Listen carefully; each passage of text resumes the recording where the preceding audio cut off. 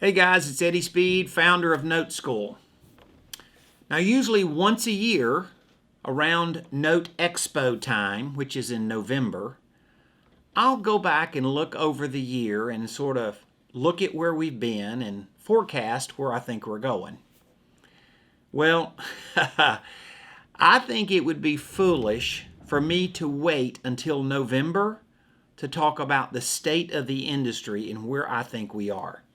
Now, I've been doing this state of the industry for some form of the note business really for a long time, not just at Note Expo, but at other note trade shows and at real estate investor events. So this is something that I've done, and I think leveraging now 50,000 closings and 40 years of experience, I think it's something that I've been able to hopefully add to the market. So I've added a state of the industry now because I think it's so critical for us to understand where we're going. So I've got some notes. I'll try to make sure I can keep up, but I don't want to miss something that's critical to this process. So first of all, let's talk about what is causing the market to be where it is. All right? And the first thing I'm going to say to you is this is a surprise to a lot of people in real estate. Right? It would be a surprise to a lot of realtors. It would be a surprise to a lot of property real estate investors, the wholesalers, the fix and flip guys.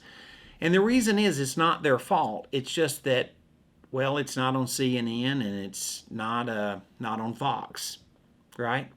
And that is we have a mortgage crisis. A mortgage availability because of credit, a mortgage availability evaporation. Now, I'm going to refer to this chart more than once. So we're going to go in and insert this chart so that you can look at it real quick. And you can pretty much see in the last year, we kind of rocked along until about February. And all of a sudden, well, it's pretty clear, we dropped straight down. Right? Now, the reason that I say a lot of your realtors and real estate investors wouldn't necessarily know this is because I coach and train in some facet or some form at least 300 of the top 500 real estate investors in the business. And for most of them, the conversation that we have along these lines, I find that they're not, well, the picture isn't as clear to them as it is to me. So I think that's my obligation. I think it's not that I see myself as I always have to be the guy with bad news. I just feel like if I have been in the mortgage related business, or at least understanding the voids in mortgage financing so that we can fill the void with other possibilities of creative financing, that's something I should be paying attention to, and it's my obligation to make sure you're paying attention to it. About 35% of people that could get a mortgage in January can't get a mortgage today. That's not good news, but it's terrible news for somebody that doesn't know how to do something about it. Now, current market conditions.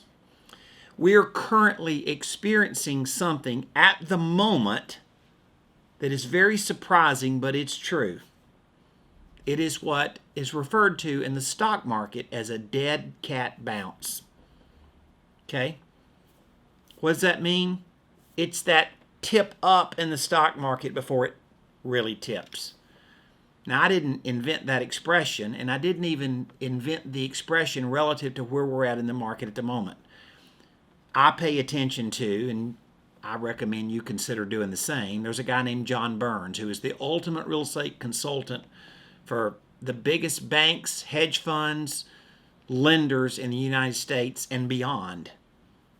And I was at a private meeting with him a little while back, and he predicted the dead cat bounce.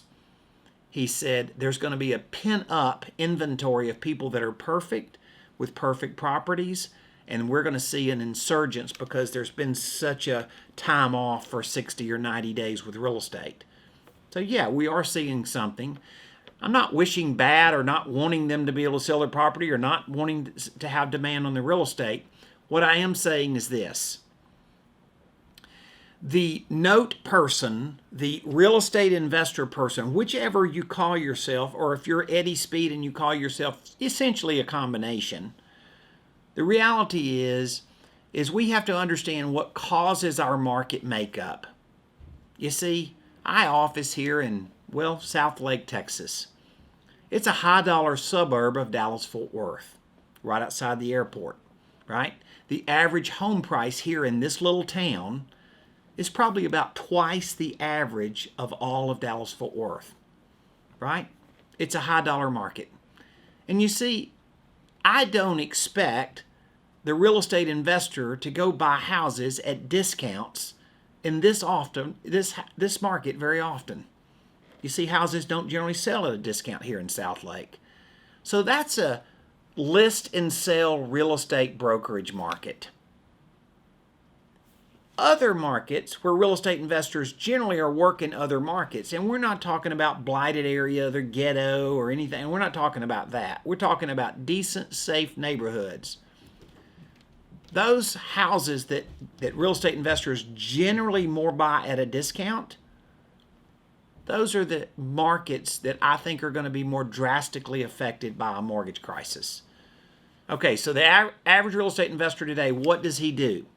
Well, he buys a house at a discount.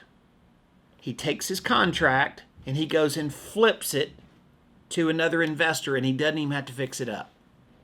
What's that called? It's called, well, a wholesale deal, right? We all know this. How did that start? Well, after 2008, the hedge funds came into real estate. They'd been into commercial real estate, they had been into multifamily, but they'd never really been in single-family housing. And they came in with a vengeance. They had the capacity to buy hundreds of thousands of houses.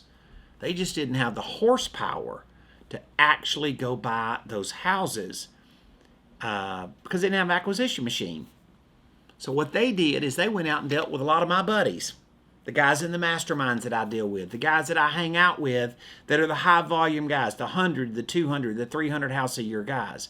And they said, Mr. Real Estate Investor, we know that when you've been flipping your contract to a local investor, well, they won't pay you very much money and your margins are really low, so you tend not to do it because it's just not worth your time.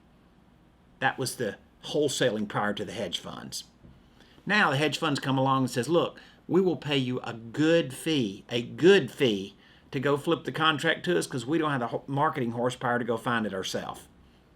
So the real estate investors shifted their business, and they potentially, for a lot of time, for most of them, well, they stopped buying and fixing and flipping. They started just putting them under contract and flipping their contract, a wholesale deal.